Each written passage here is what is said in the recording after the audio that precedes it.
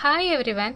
ಇವತ್ತಿನ ಕಾನ್ಸೆಪ್ಟ್ ಏನಂತ ಅಂದರೆ fourth semester BCom cost accounting NEP 2023 question paper with ಆನ್ಸರ್ನ ನೋಡೋಣ. This is for 60 marks. First section ಏನ ನೋಡೋಣ. ಸೆಕ್ಷನ್ ಏನಲ್ಲಿ ಟೋಟಲ್ 6 ಕ್ವಶನ್ ಅಟೆಂಡ್ ಮಾಡಬೇಕಾಗಿರುತ್ತೆ and each question carries for 2 marks. First state 3 advantages of cost accounting to management ಅಂತ ಕೇಳಿದ್ದಾರೆ. So cost accounting advantages ಏನಂತ ಅಂದರೆ advantages of cost accounting helps in control and helps in decision making and it is helps in cost reduction ads formulating policies ಅಂತ 1 2 3 ಬರೆದ್ರೆ ನಿಮಗೆ 2 marks ಸಿಗತ್ತೆ. And second question what are all the constitutes of the prime cost ಅಂತ ಕೇಳಿದ್ದಾರೆ. That means elements of prime cost ಅಂತ ಕೇಳಿದ್ದಾರೆ.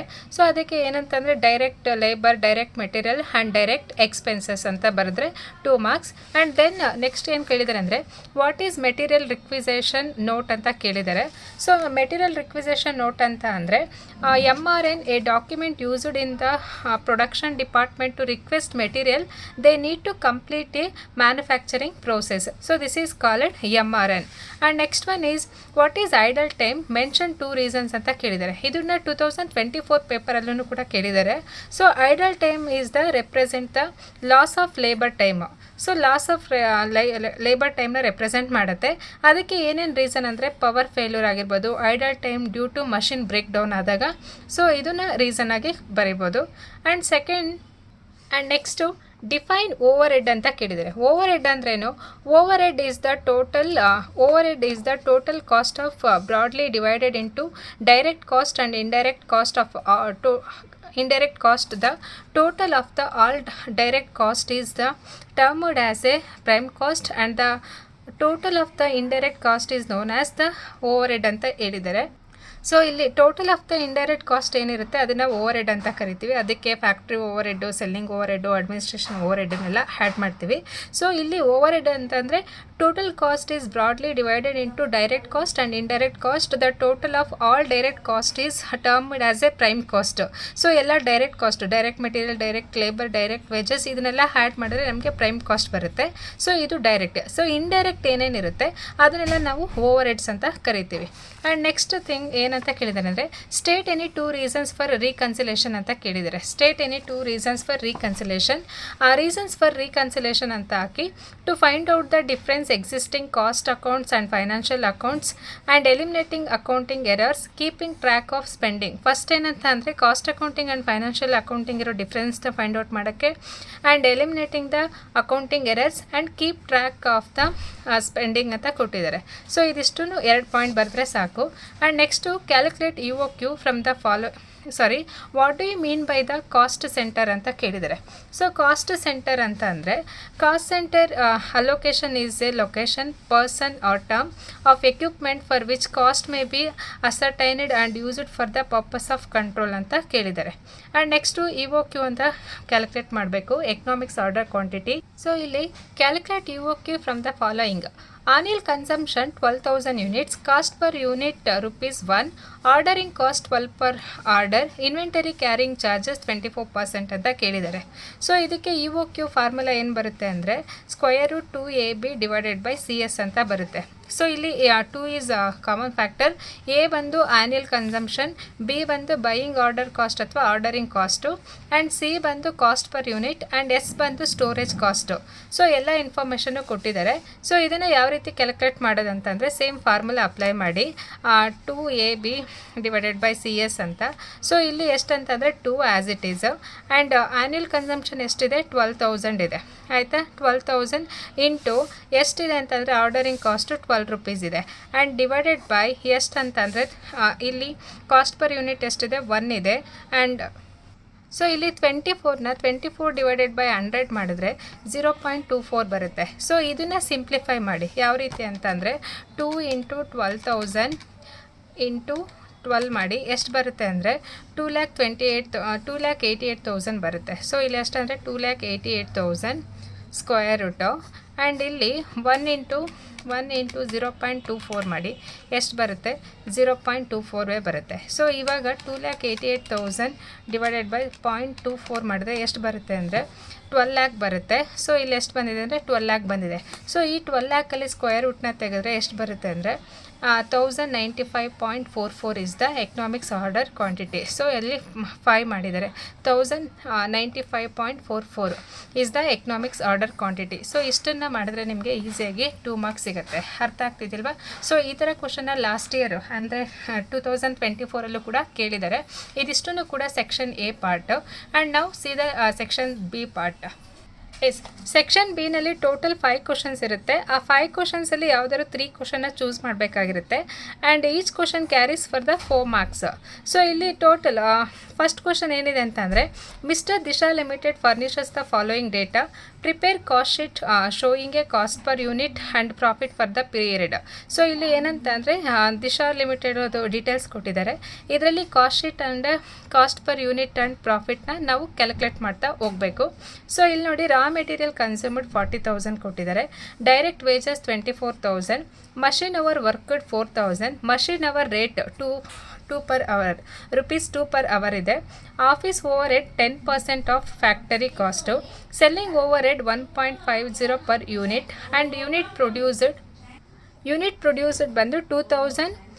Unit sold ಎಷ್ಟು sale ಆಗಿದೆ ಅಂದರೆ 1800 ಯೂನಿಟು 50 ಈಚ್ಗೆ ಸೇಲ್ ಆಗಿದೆ. ಸೊ ಇದಿಷ್ಟನ್ನು ಇನ್ಫಾರ್ಮೇಷನ್ ಕೊಟ್ಟಿದ್ದಾರೆ.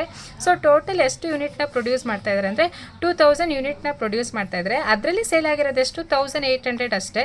ಇನ್ ರಿಮೈನಿಂಗ್ ಬಂದು ಕ್ಲೋಸಿಂಗ್ ಸ್ಟಾಕು ಅಂದರೆ ಅನ್ಸೋಲ್ಡ್ ಸ್ಟಾಕ್ ಆಗಿದೆ. ಸೊ ಇದ್ರ ಮೇಲೆ ನಾವು ಕಾಸ್ಟ್ ಶೀಟ್ನ ಕ್ಯಾಲ್ಕುಲೇಟ್ ಮಾಡೋಣ ಯಾವ ರೀತಿ ಅಂತ. ಫಸ್ಟು ಹೆಡ್ಡಿಂಗ್ ತೊಗೊಳ್ಳಿ, ಕ್ಯಾಲ್ಕುಲೇಷನ್ ಆಫ್ ಕಾಸ್ಟ್ ಶೀಟ್ ಅಂತ ಹೆಡ್ಡಿಂಗ್ ತೊಗೊಳ್ಳಿ. And particulars amount and cost per unit. Total ಎಷ್ಟು ಯೂನಿಟ್ನ ಪ್ರೊಡ್ಯೂಸ್ ಮಾಡ್ತಾ ಇದ್ವಿ 2000.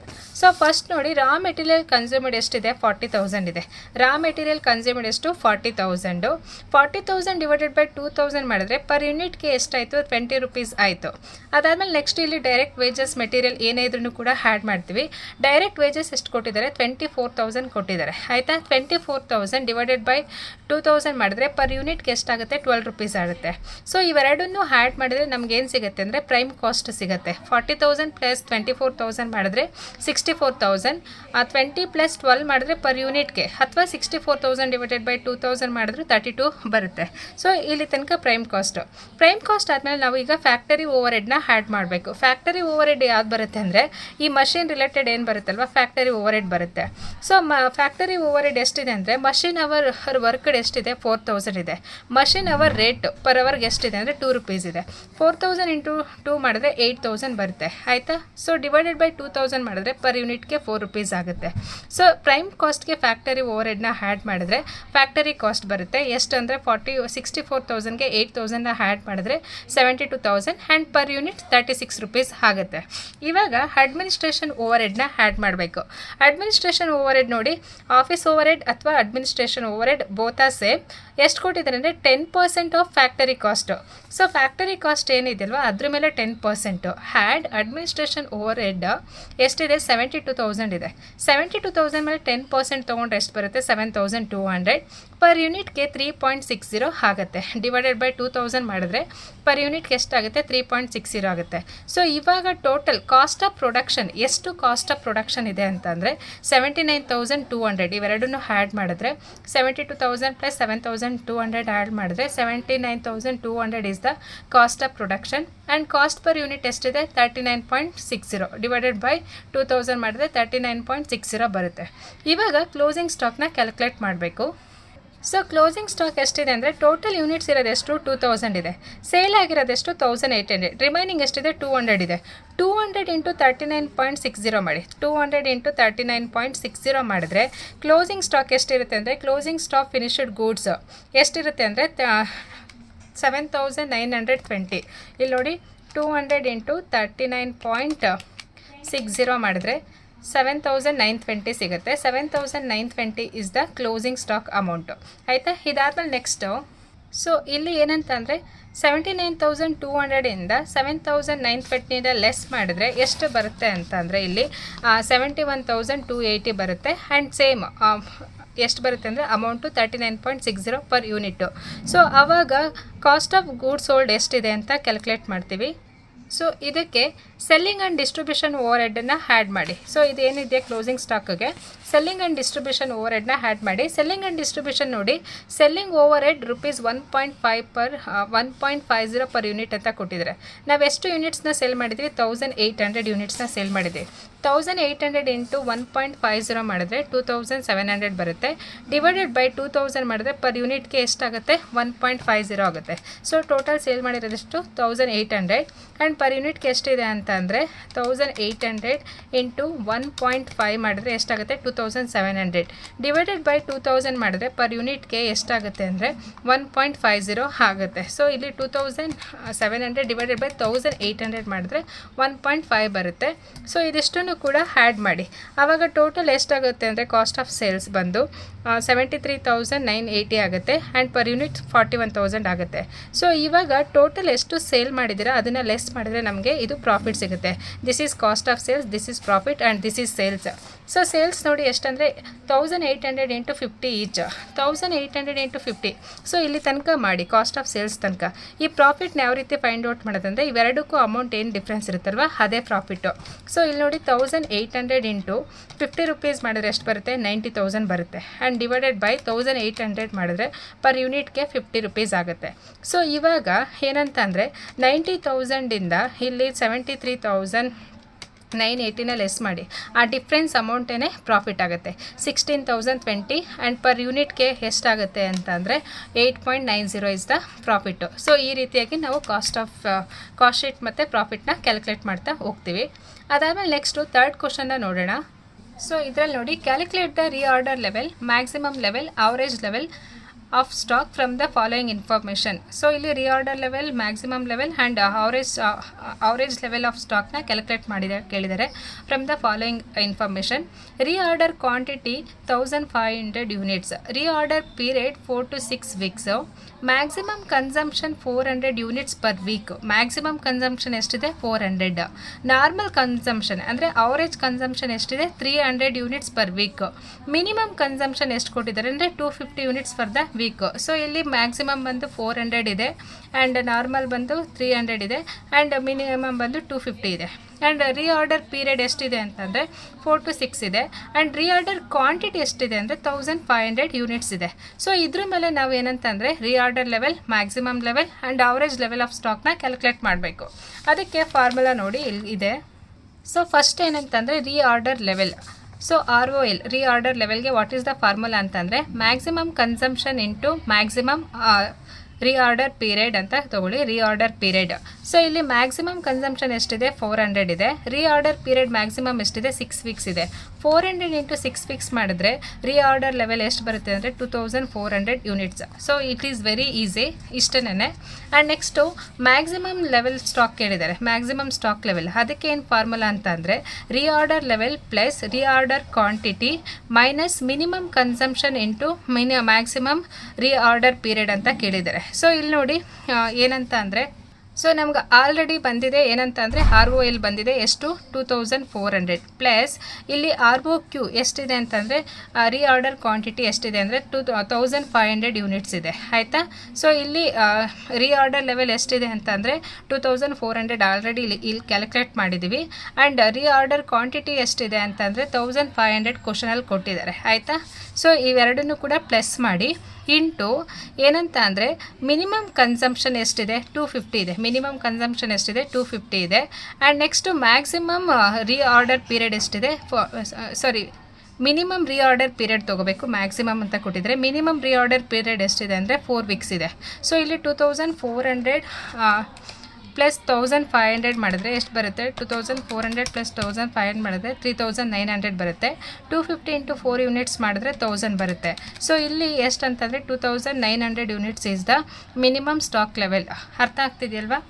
ಆ್ಯಂಡ್ ನೆಕ್ಸ್ಟ್ ನೋಡಿ, ಅವರೇಜ್ ಸ್ಟಾಕ್ ಲೆವೆಲ್ನ ಕೇಳಿದ್ದಾರೆ. ಅವರೇಜ್ ಸ್ಟಾಕ್ ಲೆವೆಲ್ಗೆ ಏನು ಫಾರ್ಮುಲಾ ಅಂತಂದರೆ minimum level plus maximum level divided by 2. Minimum level plus maximum level plus divided by 2 ಕೊಟ್ಟಿದ್ದಾರೆ. ಸೊ ಇಲ್ಲಿ ನಮಗೆ ಮಿನಿಮಮ್ ಲೆವೆಲ್ ಎಷ್ಟು ಅಂತ ಗೊತ್ತಿಲ್ಲ, ಅದಕ್ಕೆ ನಾವು ಮತ್ತೆ ಇಲ್ಲಿ ಒಂದು ವರ್ಕಿಂಗ್ ನೋಟ್ನ ಕ್ಯಾಲ್ಕುಲೇಟ್ ಮಾಡ್ತೀವಿ. ಮಿನಿಮಮ್ ಸ್ಟಾಕ್ ಲೆವೆಲ್ಗೆ ಏನು ಫಾರ್ಮುಲಾ ಅಂತಂದರೆ ROL minus normal consumption into normal ROP ಅಂತ ತೊಗೊಳ್ಳಿ. Normal ROP.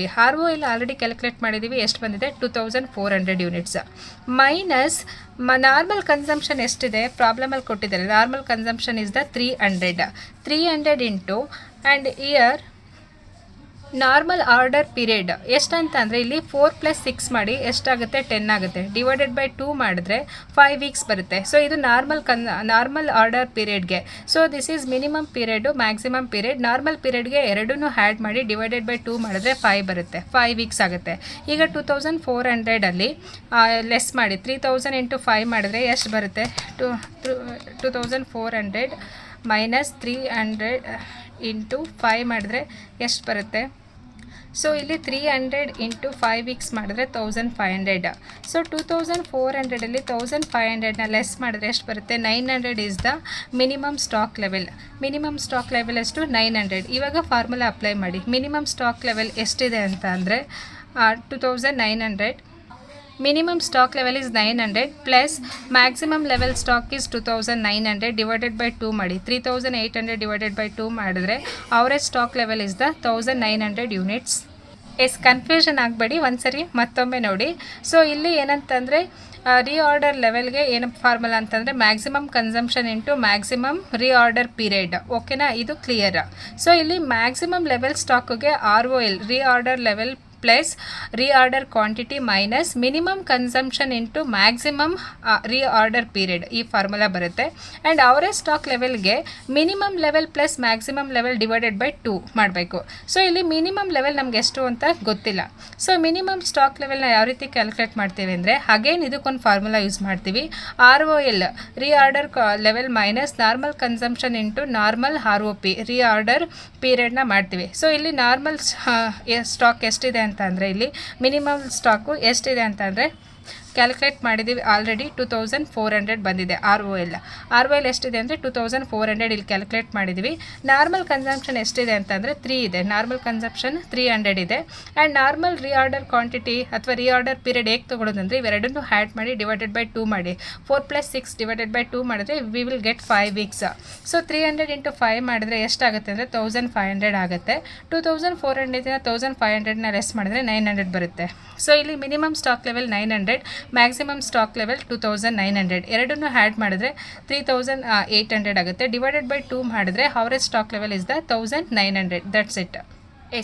ಫೋರ್ತ್ ಕ್ವಶನ್ ಏನಂತ ಕೇಳಿದ್ದಾರೆ ಅಂದರೆ prepare a ledger store account and a simple average method ಅಂತ ಕೇಳಿದ್ದಾರೆ. ಸೊ ಸಿಂಪಲ್ ಅವರೇಜ್ ಮೆಥಡ್ನ ಕ್ಯಾಲ್ಕುಲೇಟ್ ಮಾಡಬೇಕಿಲ್ಲಿ. ಡೇಟ್ ಕೇಳಿದರೆ receipt of quantity and rate per unit and issue quantity. Date ಅಂತ ಹೇಳಿದರೆ ರೆಸಿಪ್ಟ್ ಅಂತಂದರೆ ಏನು ರಿಸೀವ್ ಮಾಡ್ಕೊಂಡಿದ್ವಿ ಕಂಪನಿಗೆ, ಏನು ಪ್ರೊಡಕ್ಷನ್ ಅಥವಾ ಏನು ಐಟಮ್ನ ರಿಸೀವ್ ಮಾಡ್ಕೊಂಡಿದ್ವಿ. ಮತ್ತು ರೇಟ್ ಪರ್ ಯೂನಿಟ್ 1 ಯೂನಿಟ್ಗೆ ಎಷ್ಟಿದೆ ಅಂತ, ಆ್ಯಂಡ್ ಇಶ್ಯೂ ಕ್ವಾಂಟಿಟಿ ಎಷ್ಟು ಇಶ್ಯೂ ಮಾಡಿದ್ದಾರೆ ಅಂತ. ಸೊ ಇಲ್ಲಿ ನೋಡಿ date Jan 2 400 units, rate per unit ಎಷ್ಟಿದೆ 2 ಇದೆ, ಇಶ್ಯೂ ಕ್ವಾಂಟಿಟಿ ಇಲ್ಲ. Jan 10 600 units, rate per unit 2.40 ಇದೆ. ಆ್ಯಂಡ್ ಜಾನ್ 15 ರಿಸಿಪ್ಟ್ ಇಲ್ಲ, ಇಶ್ಯೂ ಮಾಡಿದ್ದಾರೆ 500 ಯೂನಿಟ್ಸು. ಮತ್ತು ಜಾನ್ 18 500 ಯೂನಿಟ್ಸ್ 2.60 ಆ್ಯಂಡ್ ಇಶ್ಯೂ ಇಲ್ಲ.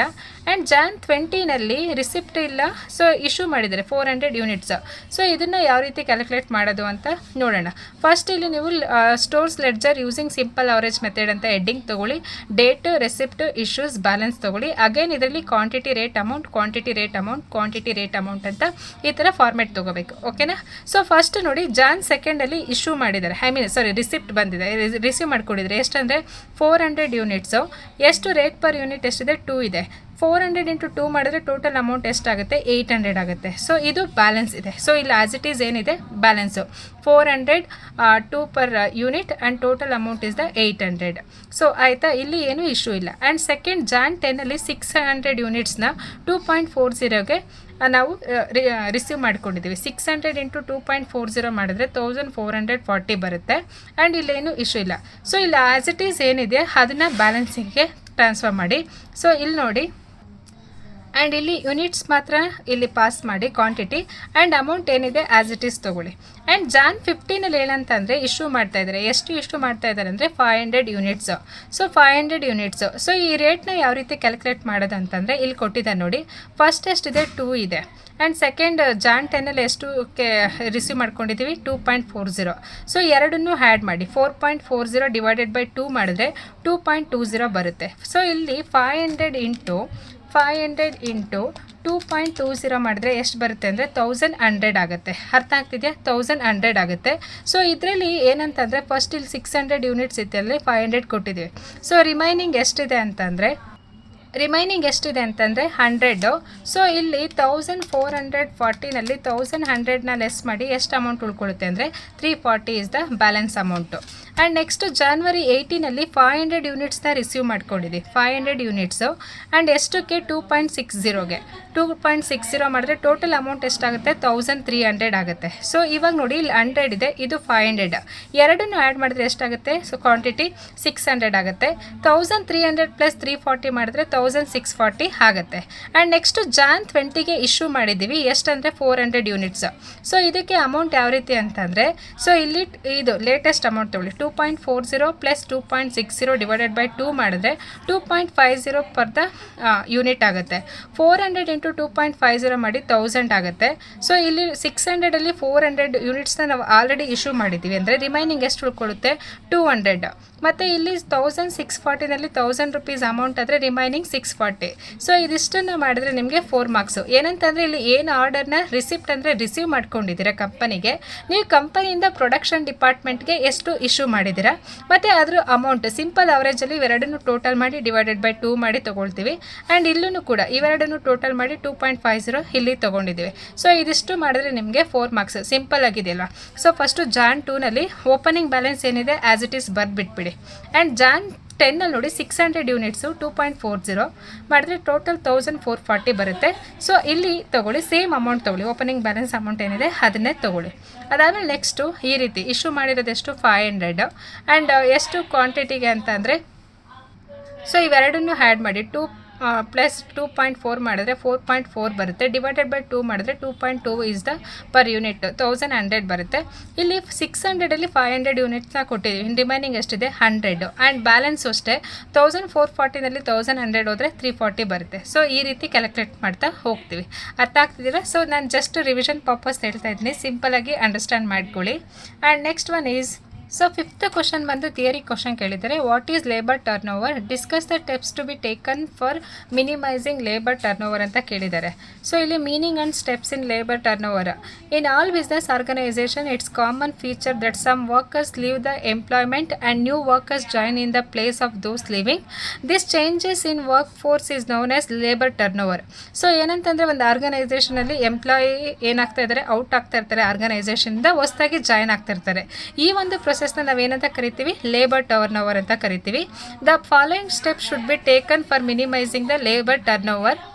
ಸೊ ಇಲ್ಲಿ ಸ್ಟೆಪ್ ನೋಡಿ, an advocate and satisfactory wages system, a sound personnel policy for recruitment, induction and training of labour, a satisfactory level of amenities and welfare measures like canteen facilities, medical service and recreation etcetera, a satisfactory security scheme like family pension, PF and accidental compensation etcetera, a satisfactory policy for transfer and promotion, a grievance procedure by which by the worker can get their grievance redressed, and all the dispute may be discussed between the workers and management.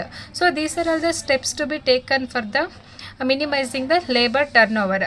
So ಇದಿಷ್ಟನ್ನು ಬರೆದ್ರೆ ನಿಮಗೆ 4 marks ಸಿಗುತ್ತೆ. And section ಬಿನಲ್ಲಿ last ಕ್ವಶನ್ನ ನೋಡೋಣ. So sixth question ನೋಡಿ, a worker produced 200 units in a weeks time. So ಇಲ್ಲಿ ಒಬ್ಬ ವರ್ಕರು 200 ಯೂನಿಟ್ಸ್ನ ಒಂದು ವೀಕ್ಸಲ್ಲಿ ಪ್ರೊಡ್ಯೂಸ್ ಮಾಡ್ತಾರೆ. The guaranteed weekly wages payment for 45 hours is 81. So 45 ಅವರ್ಸ್ಗೆ 81 ರುಪೀಸ್ನ ಪೇಮೆಂಟ್ ಮಾಡ್ತಾರೆ.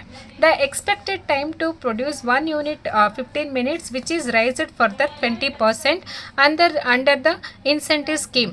What will be the earnings per hour of worker under Halsey 50% saving and Rowan bonus scheme ಅಂತ ಕೇಳಿದ್ದಾರೆ. ಸೊ ಇಲ್ಲಿ ನಾವು ಹಲ್ಸೆ ಮತ್ತು ರೋಹನ್ ಬೋನಸ್ ಸ್ಕೀಮ್ನ ಕ್ಯಾಲ್ಕುಲೇಟ್ ಮಾಡಬೇಕು, ಟೋಟಲ್ ಅರ್ನಿಂಗ್ಸ್ ಎಷ್ಟು ಅಂತ. ಸೊ ಲೆಟಸ್ ಈ ಕ್ವಶನಲ್ಲಿ ಏನು ಕೊಟ್ಟಿದ್ದಾರೆ ಅಂದರೆ, ಎ ವರ್ಕರ್ ಎಷ್ಟು ಪ್ರೊಡ್ಯೂಸ್ ಮಾಡ್ತಾರೆ ಅಂತ ಕೊಟ್ಟಿದ್ದಾರೆ ವೀಕ್ಗೆ, ಮತ್ತು 45 ಅವರ್ಸ್ಗೆ 81 ರುಪೀಸ್ ಕೊಟ್ಟಿದ್ದಾರೆ. ಸೊ ಈ 45 ಅವರ್ಸ್ಗೆ 81 ರುಪೀಸ್ ಕೊಟ್ಟಿದ್ದಾರೆ. The expected time to be produce 1 unit is 15 minutes. 1 ಯೂನಿಟ್ಗೆ 15 minutes ಪ್ರೊಡ್ಯೂಸ್ ಮಾಡೋಕ್ಕೆ ಟೈಮ್ ಬೇಕಾಗುತ್ತೆ. Which is raised further by 20%. ಈ 15 ಮಿನಿಟ್ಸ್ ಇರೋದು 20% ಎಕ್ಸ್ಟ್ರಾ ರೈಸ್ ಆಗ್ತಿದೆ. ಸೊ ಇದ್ರ ಮೇಲೆ ನಾವು ಕ್ಯಾಲ್ಕುಲೇಟ್ ಮಾಡಬೇಕು. ಇವಾಗ ನಮಗೆ ಇಲ್ಲಿ ಸ್ಟ್ಯಾಂಡರ್ಡ್ ಟೈಮ್ ಕೊಟ್ಟಿಲ್ಲ ಆ್ಯಂಡ್ ರೇಟ್ ಪರ್ ಅವರ್ ಕೊಟ್ಟಿಲ್ಲ, ಆ್ಯಕ್ಚುಲ್ ಅವರ್ಸ್ ಕೊಟ್ಟಿದ್ದಾರೆ. ಆ್ಯಕ್ಚುಲ್ ಅವರ್ಸ್ ಎಷ್ಟಿದೆ? 45 ಅವರ್ಸ್ ಕೊಟ್ಟಿದ್ದಾರೆ. ಸೊ ಇವಾಗ 1 ಯೂನಿಟ್ನ ಪ್ರೊಡ್ಯೂಸ್ ಮಾಡೋಕ್ಕೆ 15 ಮಿನಿಟ್ಸ್ ಬೇಕು. ಸೊ ಈ 15 ಮಿನಿಟ್ಸು ಕೂಡ ರೈಸ್ ಆಗ್ತಿದೆ. ಎಷ್ಟಂದರೆ 20%. 15 ಮಿನಿಟ್ಸಲ್ಲಿ 20% ತೊಗೊಂಡ್ರೆ 3 ತೊಗೊಳ್ಳಿ, 3 ಬರುತ್ತೆ. 15 ಇಂಟು 20% ಮಾಡಿದ್ರೆ 3 ಬರುತ್ತೆ. ಟೋಟಲ್ 1 ಯೂನಿಟ್ಗೆ ಎಷ್ಟಾಯಿತು ಇನ್ಕ್ಲೂಡಿಂಗ್ ರೈಸ್ ಆಗಿರೋದು ಸೇರಿಸಿ 18 ಮಿನಿಟ್ಸ್ ಆಗುತ್ತೆ. ಅರ್ಥ ಆಗ್ತಿದೆಯಲ್ವಾ? ಆಲ್ರೆಡಿ 15 ಮಿನಿಟ್ಸ್ ಇತ್ತು. 15 ಮಿನಿಟ್ಸು 20% ರೈಸ್ ಆಗ್ತಿದೆ ಅಂದರೆ 15 ಮೇಲೆ 20% ತೊಗೊಂಡ್ರೆ 3. 15 ಪ್ಲಸ್ 3 ಮಾಡಿದ್ರೆ 18 ಮಿನಿಟ್ಸ್ ಆಗುತ್ತೆ. ಸೊ ಇವಾಗ ಫಸ್ಟು ನಾವು ಸ್ಟ್ಯಾಂಡರ್ಡ್ ಟೈಮ್ನ ಕ್ಯಾಲ್ಕುಲೇಟ್ ಮಾಡೋದ. ಸೊ ಸ್ಟ್ಯಾಂಡರ್ಡ್ ಟೈಮ್ ಎಷ್ಟಂದರೆ ಟೋಟಲ್ 200 ಯೂನಿಟ್ಸ್ನ ಕ್ಯಾಲ್ಕುಲೇಟ್ ಮಾಡೋಕ್ಕೆ ಎಷ್ಟಾಗುತ್ತೆ? 18. 1 ಯೂನಿಟ್ಗೆ 18 ಆದರೆ ಸೊ ಇವಾಗ ನಾವು ಸ್ಟ್ಯಾಂಡರ್ಡ್ ಟೈಮ್ನ ಕ್ಯಾಲ್ಕುಲೇಟ್ ಮಾಡಬೇಕು. ಸ್ಟ್ಯಾಂಡರ್ಡ್ ಟೈಮ್ಗೆ ಎಷ್ಟು? ಟೋಟಲ್ ಯೂನಿಟ್ಸ್ ಎಷ್ಟಿದೆ? 200 ಯೂನಿಟ್ಸ್ ಇದೆ.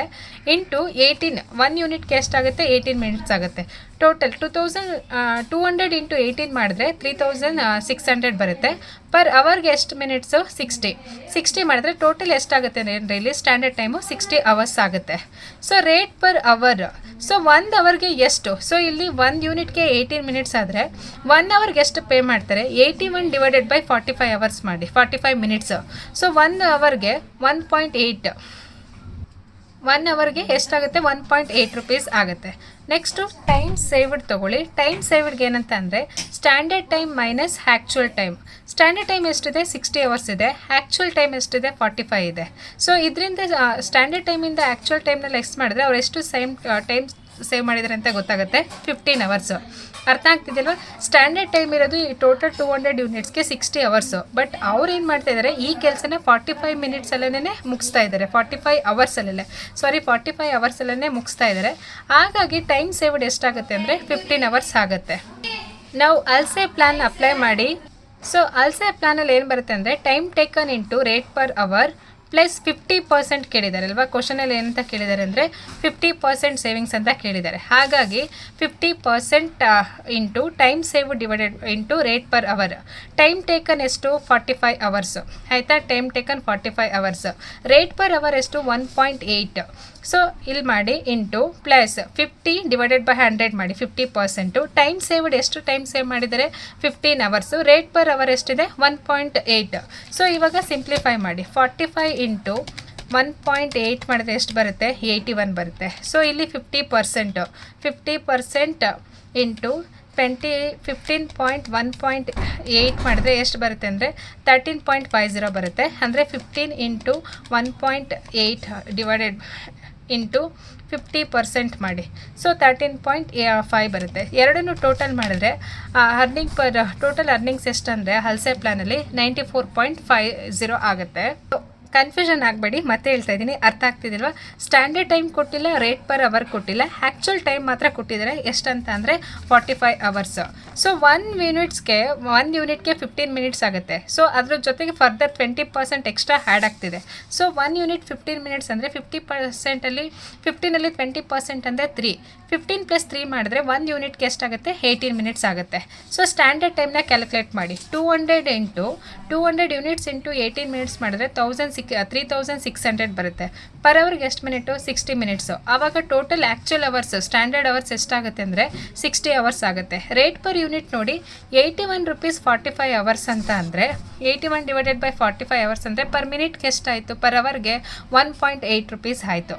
ಟೈಮ್ ಸೇವ್ಡ್ ಎಷ್ಟು? ಸ್ಟ್ಯಾಂಡರ್ಡ್ ಟೈಮ್ ಇರೋದು 60 ಅವರ್ಸು, ಆ್ಯಕ್ಚುಯಲ್ ಟೈಮ್ ಇರೋದು 45 ಅವರ್ಸ್. ಲೆಸ್ ಮಾಡಿದ್ರೆ 15 ಅವರ್ಸು. ಸೊ ಇವಾಗ ಅಲ್ಸೆ ಪ್ಲಾನ್ ಅಪ್ಲೈ ಮಾಡಿ. Time taken into rate per hour plus 50% into time saved into rate per hour. So according to ಇದೇನು formula ಇದೆ, time taken ಎಷ್ಟು? 45 hours. Rate per hour ಎಷ್ಟು? 1.8 rupees. 50% time saved ಎಷ್ಟು? 15 hours into rate per hour 1.8. ಇದನ್ನು simplify ಮಾಡಿದ್ರೆ total earnings ಎಷ್ಟು ಬರುತ್ತೆ ಅಂದರೆ 94.50. ಆ್ಯಂಡ್ ರೋಹನ್ ಪ್ಲ್ಯಾನಲ್ಲಿ ನೋಡಿ, ರೋಹನ್ ಪ್ಲ್ಯಾನಲ್ಲೂ ಕೂಡ ಇದೇ ಥರ ಸೇಮ್ ಇಲ್ಲಿ ಕೊಟ್ಟಿದ್ದಾರೆ ನೋಡಿ. ಇಲ್ಲಿ ಫಾರ್ಮುಲಾ ಬರೆಯೋಕ್ಕೆ ಎಕ್ಸ್ಟೆಂಡ್ ಆಗಿದೆ ಅಂತ ನಾನು ಇದರಲ್ಲೇ ಎಕ್ಸ್ಪ್ಲೈನ್ ಮಾಡ್ತೀನಿ ಆನ್ಸರಲ್ಲೇ. Total earnings is equal to time taken into rate per hour plus time save divided by standard time into time taken into rate per hour. So ಇದಿಷ್ಟನ್ನು ಕೊಟ್ಟಿದ್ದಾರೆ. ಅರ್ಥ ಆಗ್ತಿದಿಲ್ವಾ? Time taken into rate per hour plus time save divided by standard time into time taken into rate per hour ಕೊಟ್ಟಿದ್ದಾರೆ. So ಇಲ್ಲಿ time taken ಎಷ್ಟಿದೆ 45 hours, rate per hour ಎಷ್ಟಿದೆ 1.8, time saved ಎಷ್ಟು 15 hours, standard time 60 hours into time taken 45 and rate per hour 1.80. So ಇದನ್ನು simplify ಮಾಡಿದ್ರೆ total ಇಲ್ಲಿ 45 into 1.8 ಮಾಡಿದ್ರೆ 81 ಬರುತ್ತೆ. So 15 divided by 60 into 45 into 1.8 ಮಾಡಿದ್ರೆ 20.25 ಬರುತ್ತೆ, 20.25 ಬರುತ್ತೆ. ರೋಹನ್ ಪ್ಲಾನಲ್ಲಿ ಟೋಟಲ್ ಅರ್ನಿಂಗ್ಸ್ ಎಷ್ಟಂದರೆ 101.25 ಇಸ್ ದ ಟೋಟಲ್ ಅರ್ನಿಂಗ್ಸ್. ಇದಿಷ್ಟು 6 ಪ್ರಾಬ್ಲಮ್ನು ಕೂಡ ಈ ವಿಡಿಯೋದಲ್ಲೇ ಎಕ್ಸ್ಪ್ಲೈನ್ ಮಾಡಿದ್ದೀನಿ. ತುಂಬ ಡಿಸ್ಟರ್ಬೆನ್ಸ್ ಆಗ್ತಾಯಿತ್ತು, ಆದರೂ ಎಕ್ಸಾಮ್ ಇರೋ ಪರ್ಪಸ್ಸಿಂದ ಎಕ್ಸ್ಪ್ಲೈನ್ ಮಾಡ್ತಾ ಇದ್ದೀನಿ. Please is there any mistake please consider it. I will give you PDF answer and question paper PDF provide ಮಾಡ್ತೀನಿ ಫಾರ್ ಸಬ್ಸ್ಕ್ರೈಬರ್ ಓನ್ಲಿ. ಆ್ಯಂಡ್ ಈ ವಿಡಿಯೋ ನಿಮಗೆ ಅರ್ಥ ಆಗಿದ್ರೆ ಪ್ಲೀಸ್ ಲೈಕ್ ಮಾಡಿ, ಶೇರ್ ಮಾಡಿ. ಆ್ಯಂಡ್ ನೀವಿನ್ನು ನನ್ನ ಚಾನಲ್ಗೆ ಸಬ್ಸ್ಕ್ರೈಬ್ ಮಾಡಿಲ್ಲ ಅಂತಂದರೆ ಪ್ಲೀಸ್ ಸಬ್ಸ್ಕ್ರೈಬ್ ಮಾಡಿ ಆ್ಯಂಡ್ ನನ್ನ ಚಾನಲ್ನ ಸಪೋರ್ಟ್ ಮಾಡಿ. All the best your examination. Do well and thank you so much for overall watching my videos. Thank you so much, and I'll give you a PDF. And once again, please, is there any mistake, please consider it. Thank you so much.